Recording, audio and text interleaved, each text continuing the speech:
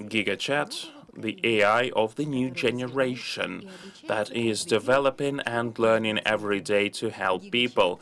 GigaChat helps you to learn a fairy tale. Hello, GigaChat. How can you remember a poem?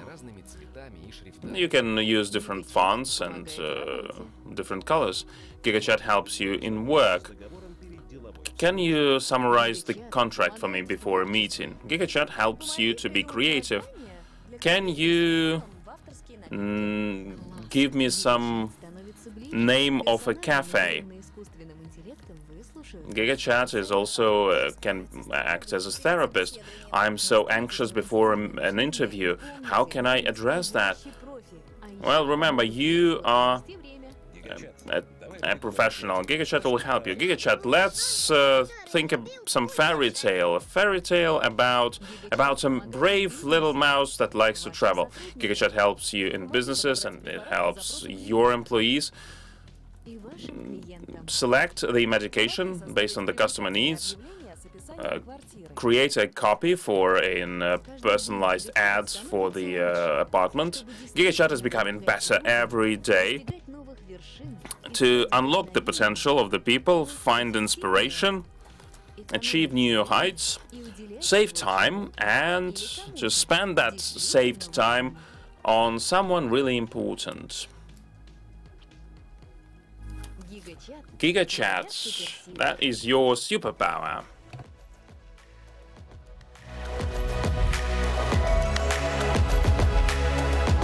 Ну что, друзья, искусственный интеллект. Friends, AI is a full-fledged participant of our conference. Our next speaker is one of the leading digital experts in digital transformation, blockchain, and AI. Tech Whisperer Limited founder Jaspreet Bindra, the futurologist and visionary who helps companies to focus on the ever-changing and quick-changing landscape of innovations and finding an optimal routes for that. And he will talk about the fantastic opportunities that await us beyond ChatGPT. And everyone can get a feedback and send a feedback, scan the QR code, put a question and your name.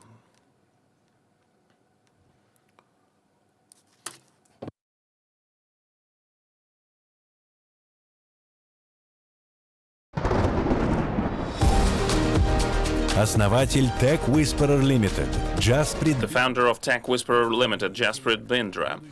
AI, the future beyond ChatGPT.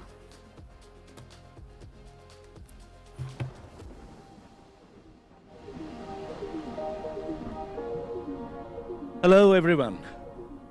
My name is Jaspreet. I live in India and the UK, and this is my third time in Russia in the last 2 years, and I like it every time that I come here. So thanks for having me here. Hopefully, next time I'll come during the summer. What we're going to talk about today is about AI. The whole event is about AI and generative AI. But I'm going to look a little into the future. Well, not too much into the future. In fact, last time I was here, we spoke about singularity and artificial general intelligence, etc. That was what I spoke about last year. But what I'm going to talk about today is actually about the future starting now and the post-ChatGPT era of AI. As you know, probably ChatGPT just celebrated its second birthday on November 30th. And already we've kind of at a stage where ChatGPT looks like an ancient artifact. Things have moved so fast after that, especially in the last 1 week.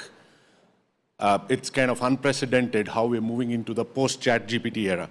So I'm going to talk mostly about what happens now, this week, and all of 2025, my 11 predictions. But before I do that, I wanted to just talk for about 10 minutes on just the basics, in a sense, of AI and generative AI. Most of you would already know that, but I still wanted to talk about some of that before I move into the future.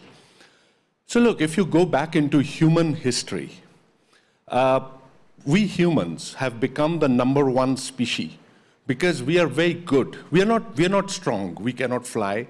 We don't have claws. We can't run fast. But what we have been very good at is building tools, which we sometimes call technologies. They're the same thing. It's the same derivation. In English, the same word gives tools and technologies. And so if you go back into history, we created a set of tools which made food abundant. And we called it the agricultural revolution. And then a few years later, we made a set of tools and technologies which made labor abundant, and that was the industrial revolution. And then going further with internet search, information became free. It became democratized. It became abundant, available. And that was the information revolution. In each of those revolutions, as we were at the cusp, as we were entering those revolutions, it was both an exciting and a terrifying time, because everything was changing. Not just our work, our businesses, but also how we lived, our society, our countries, geopolitics, planet, our Earth, the humanity itself. Every time you're at the cusp of an era, everything changes. Today, we are at the cusp of the next era, when intelligence becomes abundant, available on tap. And this era of intelligence, led by artificial intelligence, is where we are kind of living right now. And we're at the edge of it. And that's why many of us feel both excited and terrified in equal measure.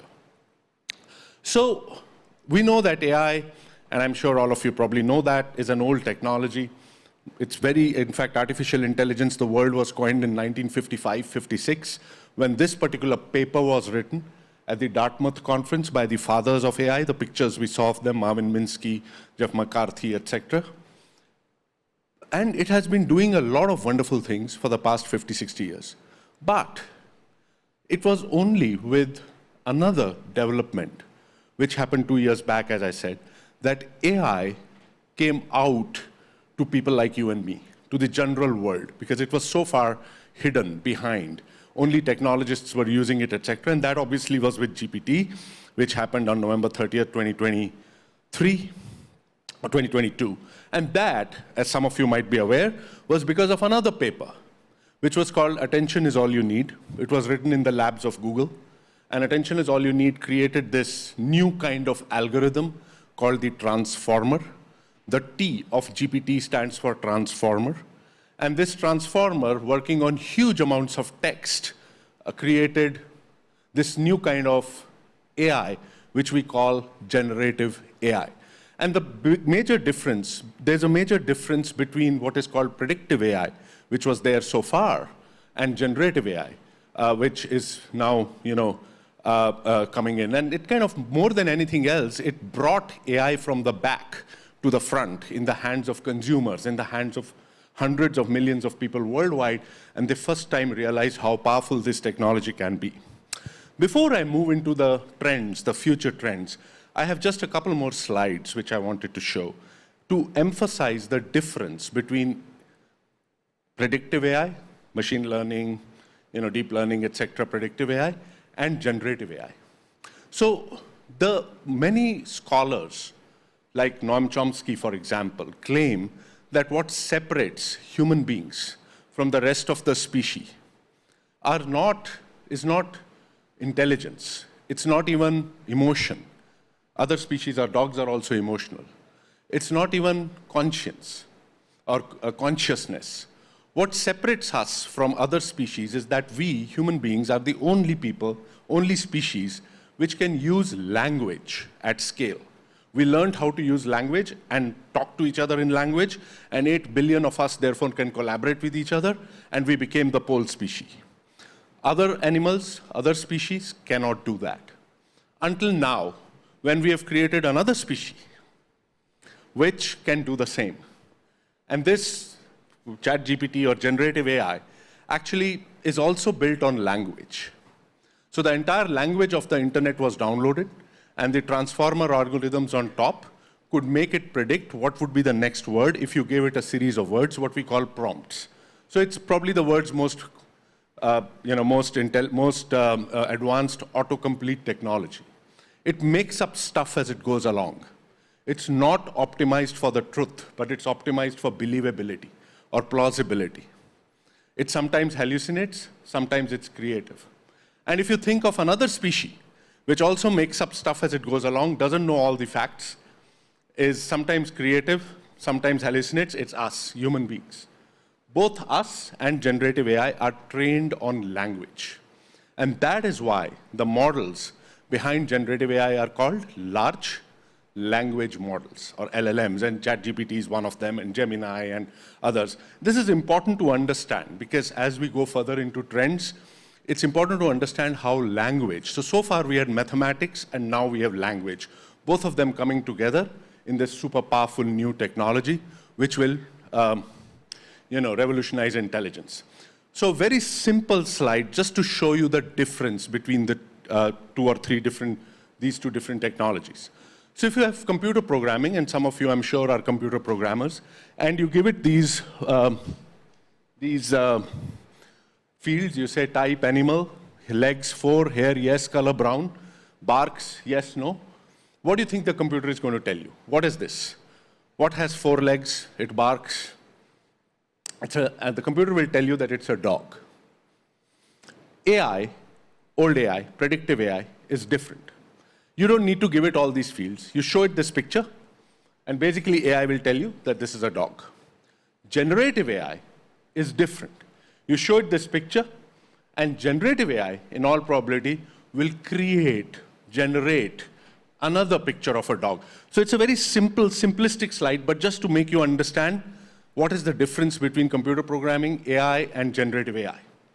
Well, now things are much beyond this. This was 2 years back. Now, if you kind of give a prompt like this, I don't know how many of you have heard of an OpenAI program called Sora. Anyone has heard of Sora? So, lots of you. It's 1 year old. Just 3 days back, it was released to the general public, just 3 days back.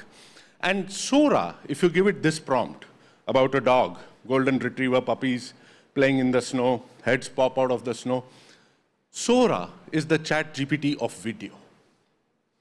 And by the way, this video was not something which was already there on YouTube or any other part of the web. After you give the prompt, Sora generates this video, generative AI, generates this video pixel by pixel.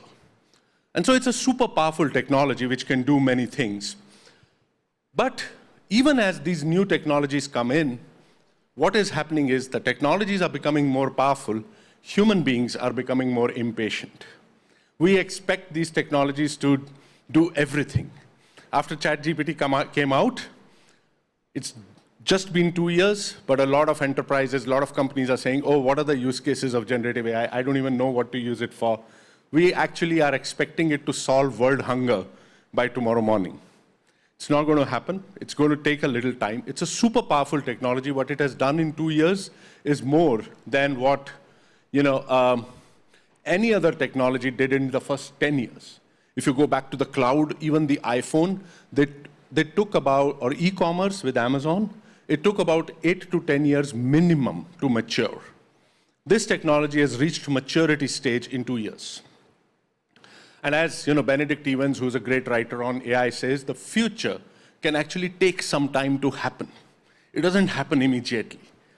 But what is this future? As I said, my focus for today's presentation is, so what is this future?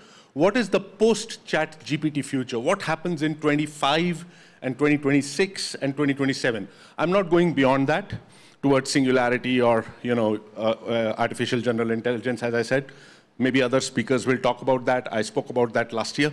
But here are my 12 things. Some of this we will spend some more time on.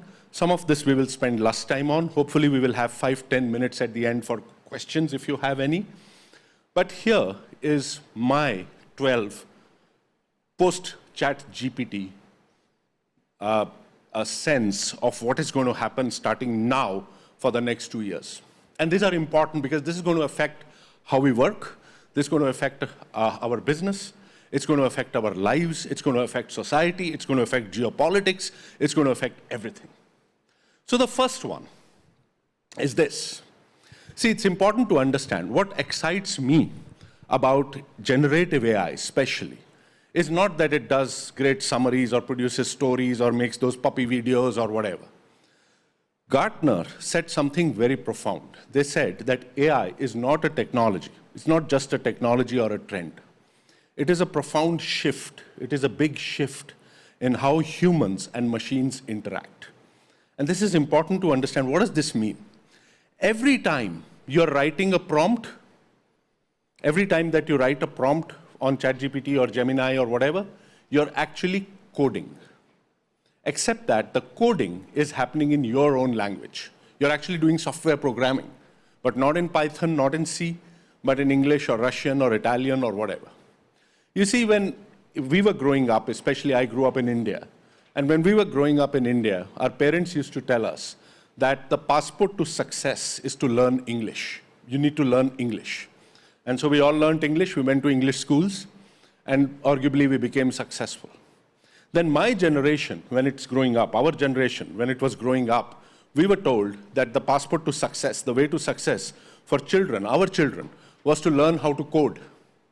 And so everyone started learning how to code. Little kids were taken to code camps to learn how to code. And so coding became the new English. With generative AI, that completely changes. English becomes the new coding. So you and machines can now talk to each other and understand each other and make each other work in natural language, in English or any other natural language. And this is a huge, huge trend because suddenly, potentially, 8 billion people can become software programmers without actually needing to learn a software engineering language. And it's not only me saying so. Jensen Huang, how many of you have heard of Jensen Huang? How many of you have not heard of Jensen Huang? Okay, Jensen Huang leads this small company called NVIDIA, $3 trillion. And see what he has to say about what I just said. Hopefully the video will play. As the infrastructure changes, this is not Jensen Huang. You guys were able to. This is the AI minister for the United Arab Emirates, Let's UAE move to AI a minister. Non-AI related topic for a second. I want to talk about education. So today, knowing what you know, seeing what you see, and being at the cutting edge of this technology, what should people focus on when it comes to education? What should they learn? How should they educate their kids and their societies? Wow, excellent question. Jensen I'm going to say Huang. something, and it's going to sound completely opposite of what people feel. You probably recall, over the course of the last 10 years, 15 years, almost everybody who sits on a stage like this would tell you it is vital that your children learn computer science. Everybody should learn how to program. And in fact, it's almost exactly the opposite. It is our job to create computing technology such that nobody has to program, and that the programming language is human. Everybody in the world is now a programmer. So what he's saying is that no one should learn how to program. The AI will do the programming for you. All you need to know is your natural language. And so natural language-based programming is the first big trend that we have already started seeing, and you'll see more and more happen. The second one, which Bill Gates wrote about 1.5 years back, he said AI is the new UI. UI is user interface, how we work with machines. And the UI changes everything about how human beings and machines can work together. So UI used to be like DOS, and then UI became GUI or graphical user interface, and then UI became search bar and websites and apps. But all of that different, now the new UI will be AI, which basically means that all you need to do is speak to the machine, and the machine speaks back. And both of you work together by talking to each other. AI speech is huge. I saw some of it outside here also. But the right way to work with generative AI is not going to be typing. It's going to be speaking. And as we go forward, you will see that most of the work, today when I work with ChatGPT back in India, I never type anything. I talk to it as I talk to a colleague, as I talk to a friend. I interrupt it, it interrupts me, and we work together using speech. And so speech, AI-based speech, English, Russian, Italian, whatever, will become the new user interface. And we're going to see a lot of that happening in 2025. That's the future trend, in a sense, number 2. Number 3 is quite interesting. You see, generative AI, a lot of people are afraid of it, especially people who are in the creative field, who are marketeers or who are, designers, or people who are journalists, who are writing stories, creating stuff, are afraid because people think that generative AI, which is a cognitive technology, is taking human creativity away from them. So as human beings, our biggest strength was creativity, how we could create. And AI, generative AI, seems to be taking it away. I don't think so. I think generative AI is going to make us even more creative. And the people who are not good at creating can actually become very good at creating. I, in fact, wrote an article some years back, months back, that the hallucinations of generative AI are a feature, not a bug. That creative part of generative AI is what we should use. Let me give you an example. It's back to Sora.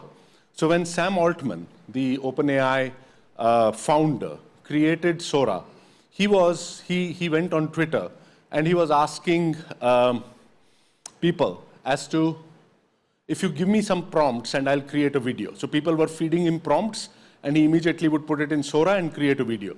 Someone from India, a big entrepreneur in India, gave this prompt. He said, a bicycle race on ocean with different animals as athletes, riding the bicycle with a drone camera view. So this was the prompt he gave, and this is what Sora created. Now my question is, who was being creative here? Sora or Kunal Shah?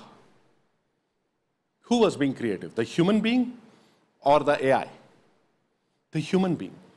Because without having Sora, I would not have ever thought of this. And so all these are, again, tools which can make us think better. And so I believe AI plus humans are going to become the new creators. It's going to be a boom in creativity, basically because we have these tools. And that's trend number 3. Trend number 4, similar, marketing related. There's going to be a new kind of customer. Some of you who might be in marketing and are old enough would have remembered the big change that happened when we moved from traditional marketing to digital marketing. When we used to do newspaper ads, etc., and then we moved to Facebook and social networks and search ads, etc., and there was a huge change because the customer changed. The same thing is going to happen now. Digital marketers will need to change because if there was the industrial customer who was before the internet, and the industrial customer was older, and the newer customer who came, the digital customer, was very different from the industrial customer. The digital customer was social, omni-channel. It was all about searching, clicking. Everything was about comparison. In e-commerce, you compare. That era is ending, and there's going to be a new kind of customer who's the AI customer. And the AI customer will do their shopping, brand loyalty in a very different way. It'll be hyper-personalized, infinite choice, immersive, conversational, talk to machines to get what they want. And many times the machine itself or the site itself will tell what is it that the customer wants rather than the customer trying to figure out what it wants. And so another huge change, which you'll see starting happening in 2025, is how marketing will need to change because the customer is changing from a digital customer to an AI customer. That's trend number 4. But the biggest one, by far, if there's one thing I want you to remember from today's presentation, it's number 5. And 5, 6, 7 are similar. If 2023 was the year of ChatGPT and 2024 was the year of other large language models, big, huge large language, many others which came, 2025 is going to be the year of Agentic AI or AI agents. I'm sure you must have heard a lot about Agentic AI, AI agents, but anything you've heard is still less than everything that is going to happen. Agentic AI is going to be the theme for 2025.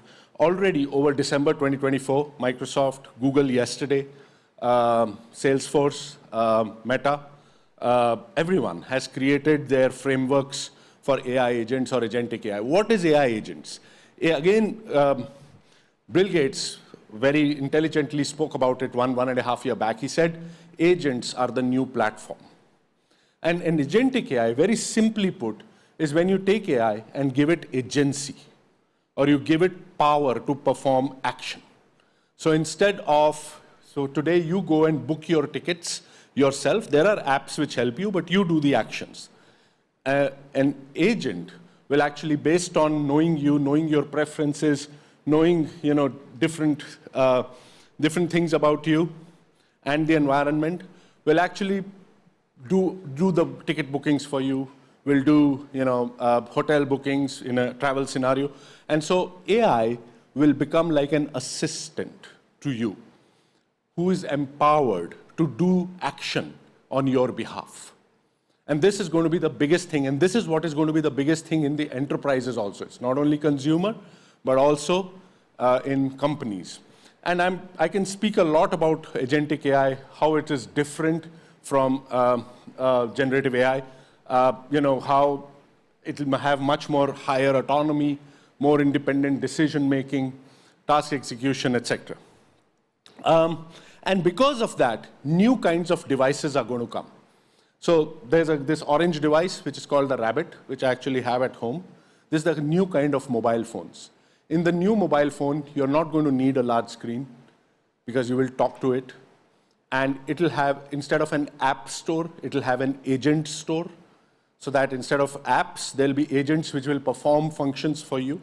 And so you will see also that the app stores of today are gradually going to die. And agent stores will start coming up. They've already started coming up. And this is going to be another huge change. So Apple, Google, etc.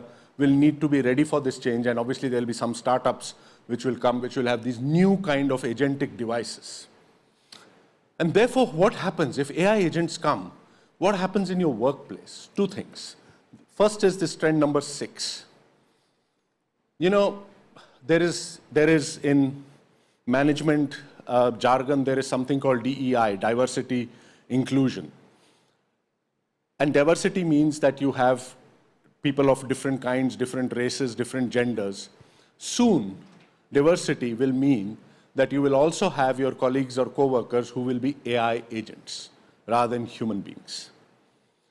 So if today, most of your teams are human beings, and you as a leader needs to understand the team's strengths and weaknesses, that has changed this year, where there are teams and there are AI tools. So you as a leader not only needs to know the people, but also what AI tools should they use. Should they use Perplexity for something or Gemini for something?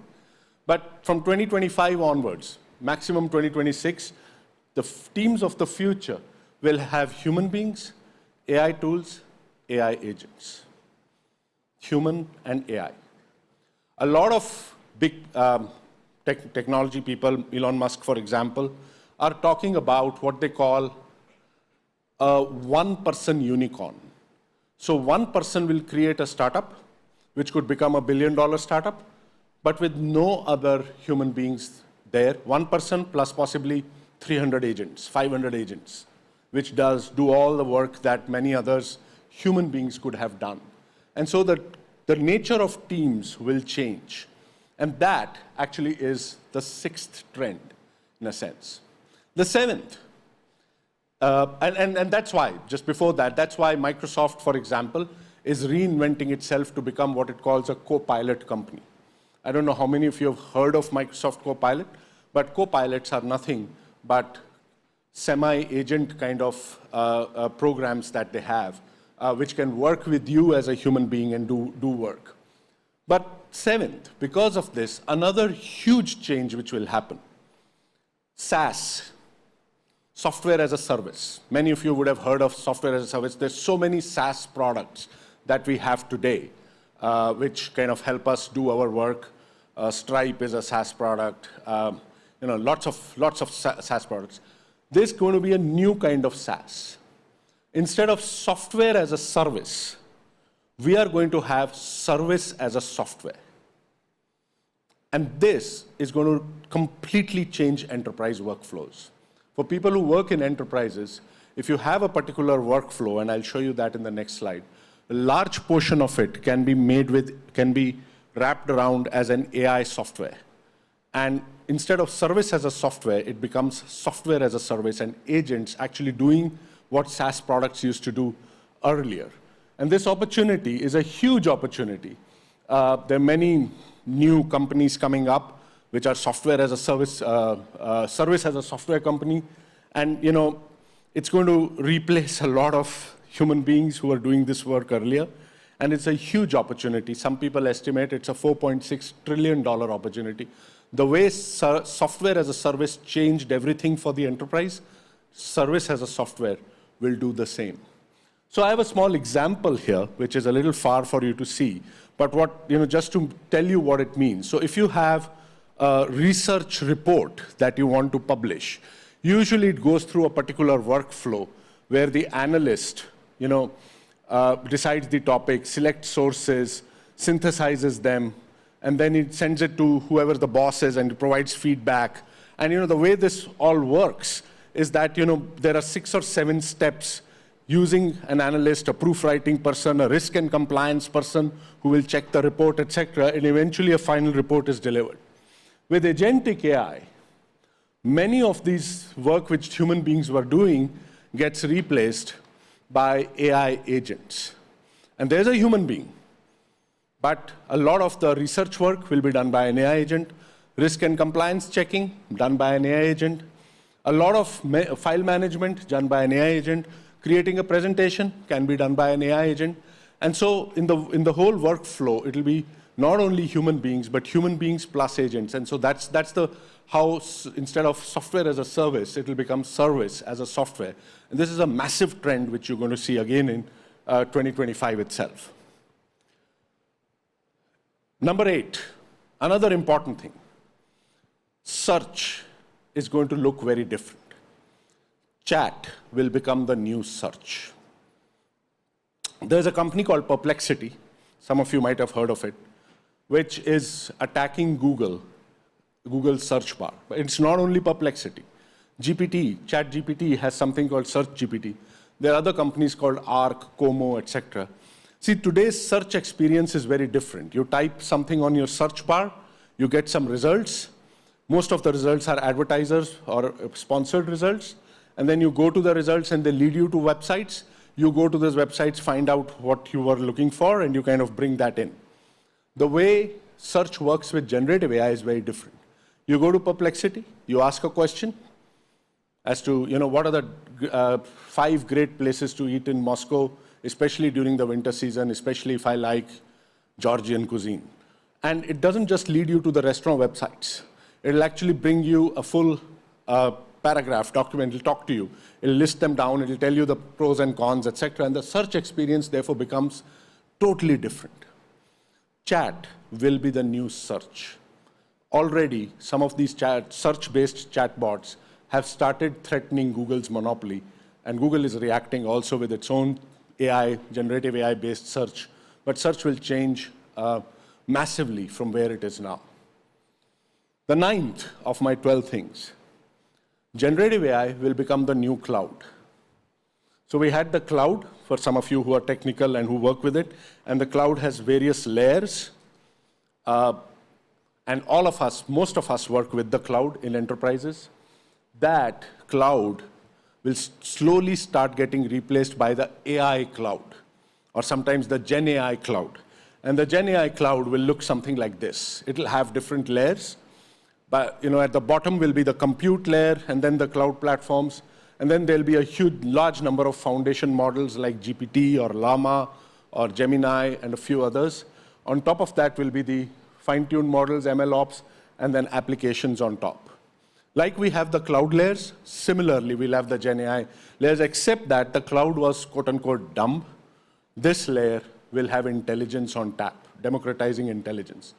And already people are kind of starting to exist, to have startups, big firms in these layers. Most of the money is right now being made here. This is where the money is being made. And it's always this way. With the cloud also, Cisco made most money much earlier because it provided the infrastructure to the cloud. Today, the infrastructure is provided by NVIDIA and Intel and AMD, etc. And then the cloud platforms, and then the foundation models, which are the GPTs, etc. Most investments and money is being made here. But for countries like ours, like India, like some of the others, most of the action will be on the top of the cloud layer, which will be applications. All of these layers exist. What are the different kind of apps, different kind of service as a software offerings, etc., you can create? And so the same story, which was the cloud story, will get repeated. This is just a diagram that I made using one of the AI tools called Notebook LM in terms of how, where the money is going to get made, where most of the money is going to get spent, etc. So I won't spend time on this. But then comes number 10. And number 10 is a little provocative, is a little controversial. If you have heard of Yuval Noah Harari, who's a very well-known writer, he in fact says that AI is beyond just the work or our society or our lives. It is the future of humanity, of us human beings. According to him, the next species of human beings will be human plus AI. So if we had Homo erectus, Homo australopithecus, Homo sapiens, which we are now, the next version of our species will be something which he calls Homo Deus. Deus means God in Latin. And Homo Deus will be us plus AI as one single entity. Now, this is not going to happen in the next 2-3 years. It's a little further. But already you start seeing how Elon Musk and some of the others have started making human plus AI by using Neuralink and some of these other brain implant devices, which are actually putting machines into us. And according to Yuval Harari, this is actually how our new species will be, how we will evolve to the next level of superintelligence in a sense. And so the future of AI goes beyond what we see now into many, many things. And if that is true, number 11, if everything we have heard is true, especially the last one about AI being the new human, about how agents are coming in, we are giving agency, we are giving power to do something, then the most important thing will not be the technology, but will be the ethics around it. How we make AI well, how we make it beneficial rather than harmful. I spent the last 2 years at Cambridge University, where I did my second master's in my old age in AI and ethics. The ethics of AI, in my opinion, will become more important than the technology itself. And there are lots of ethical issues around AI. We know that. There are copyright plagiarism issues, there are bias issues, there are deep fakes, there are privacy-related issues, there are issues related to superintelligence, there are environmental degradation issues. There are a huge amount of issues. The good news, however, is that unlike other technologies, we human beings have started addressing the ethical issues of AI before we started doing it in any other technology. For example, in social media, we did not bother. And see what social media has become. It's become terrible. It's become like a gutter. So if someone comes and asks me today, I have a 12-year-old daughter or a son, can she use ChatGPT? I'm like, absolutely. Let her use it. Just take her away from Instagram. So the ethics around AI, frankly to me, I'm more optimistic than any other technology before, because we as human beings have realized that this is a super powerful technology, and across the world, different countries, including here, have started putting ethical guidelines, have started building regulation, have started creating what are called AI safety institutes across the world. And so hopefully, I'm hopeful that we will work with this technology in the right way, and we will learn from the mistakes that we did with social media, etc., and that went totally bad. But this, I do day-long lectures on just this one slide, so there's lots more than to say. But and I'll move to my last part. And the last part is, people ask me, Jaspreet, you have said so many things. But what do I do? I'm not an AI engineer or a technologist. People ask me, what do I do? And that brings me to the 12th point, which to me is the most important for all of us to understand and evolve.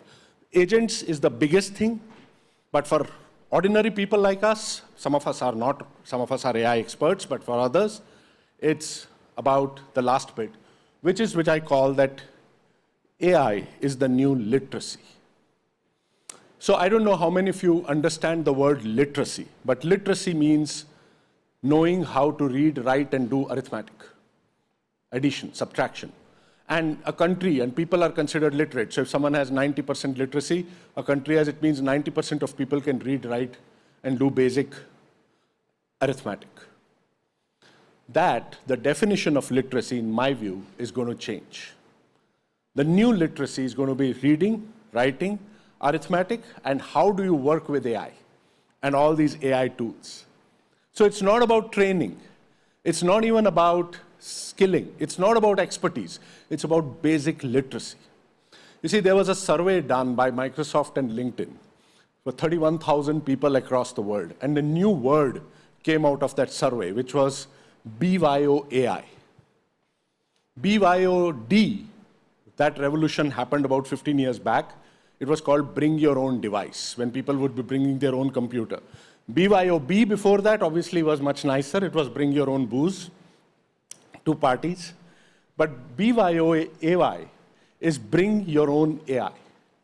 What is happening today is, in organizations across the world, 75% of employees are carrying in their AI tools to work in their back pockets. They're carrying ChatGPT or Perplexity or something. And many times not letting their management know that they are doing this. They're doing this because it helps them in their work.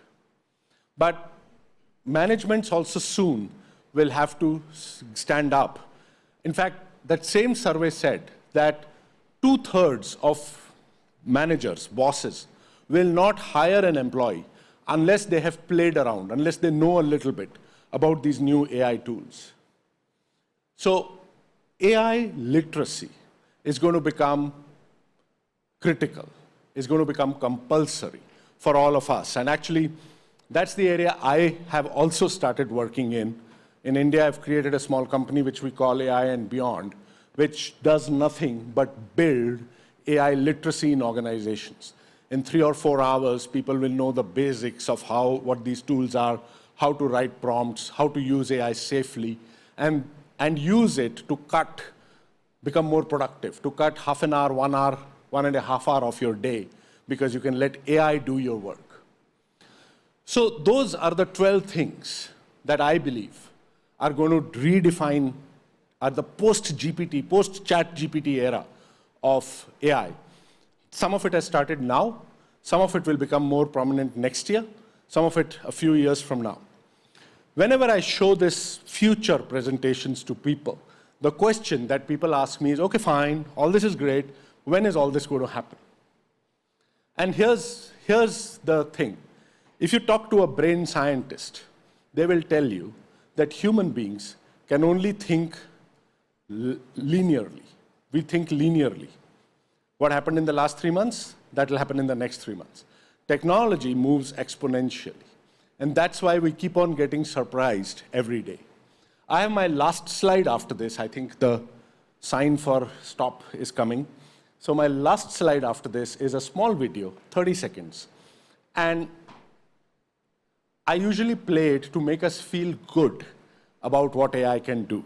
Many times we feel not very good about it. We feel a little fearful about it. But the reason I love this technology is because of the good it has the potential to do. So let me just play this video, and I'll explain it, and I'll stop after that. I even know when a taxi is coming with its orange light on. I think I'll hail it to get home. Yes, I spotted one just now. It's heading your way on the left side of the road. Get ready to wave it down.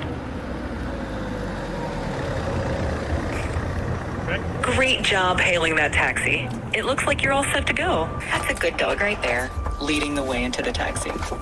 Safe travels. So, for people like us who are blessed with sight, we do not know how something as simple as hailing a taxi, a cab, can be for someone who's blind or visually impaired. Now, what you saw in that video was nothing but ChatGPT on the phone. And it could see that there was a taxi coming. It could even see there was an orange light. The phone could see. And as the taxi became nearer, basically the ChatGPT assistant in the phone told this guy, stick your hand out, which it did, and the taxi stopped. Simple problems like this, not simple for blind people, but simple for us, are problems like this which could not be solved earlier, and many more can be solved if we use AI the right way, as I hope and all of us hope we will. Thank you very much. Thanks for being a great audience. Jaspreet Bindra. Thank you very much, Mr. Jaspreet Bindra, for your presentation, and our viewers have sent in some questions, and if you don't mind, I will ask them now. The first one is, it's very interesting. In your book, The Tech Whisperer, published in 2019, you described an experiment where an AI wrote a chapter about itself. At the time, the most advanced language model was OpenAI's GPT-2, which was limited compared to today's capabilities. Looking back from the perspective of nowadays, how do you evaluate that experiment now? I love this question because I actually did that experiment. So when I wrote my book, 2019, it was published, but I wrote it in 2017-18. As a marketing stunt, I wanted to have one chapter on AI written by an AI. At that time, there was GPT-2, but we never used GPT-2. No one knew about it. So we used a technology called natural language programming, NLP. It took me 7 months to create something which could write a chapter on itself, an AI which could write on AI. And it's a lousy chapter. It's a bad chapter. In fact, that's chapter 13 in the book. And chapter 12 in the book is also a chapter on AI written by an AI, written by a human being, which was me. And so it made people feel good that humans could write better than AI. With GPT-4 Turbo, and not the latest GPT, the GPT which was about 5 months back, I recreated the experiment. AI writing a chapter on AI. It took me 7 months then, it took me 22 minutes now. So that is the pace of our advance, from 7 months 5 years back to 22 minutes now. Thank you. And one more question. As AI continues to evolve, what do you see as the most critical skills for humans to develop in order to complement and coexist with advanced AI like ChatGPT, rather than compete with it? Lovely. This is what I do most of my work in, and I call this, and I talk about it, and I call this being human in the age of AI. And my view is that as AI becomes more and more powerful, and it is becoming more and more powerful every week, we should not become like AI to compete with it. We need to become actually more human to compete with AI. You see, we have, as human beings, have certain skills which AI still and for a long time will not have. Those skills, however, we have forgotten. In our school system, in our work system, we have forgotten those skills. And those skills are things like curiosity, for example. Things like passion, for example. Things like even love, for that matter. Empathy. These are skills, emotion. These are skills which AI does not have. And to compete with AI, we will actually need to build our human skills again, more than what we used to, rather than becoming more like the machine. And what about mistakes? Well, even mistakes. Look, that's the interesting part. AI makes mistakes, as I told you. We call it hallucination. And so do we, because we are both trained on language. So it's good to make it's not that AI is perfect all the time. With generative AI, if you give it something to do, you will find that it's making a mistake between 15 to 20% of the time sometimes. And therefore, humans will be necessary to kind of make sure that what AI is doing the right way. Okay, mistakes are not our advantage. Thank you very much. Mr. Jaspreet Bindra, applause to the speaker. Thank you, and each time we're happy to welcome you here in Russia. Thank you very much.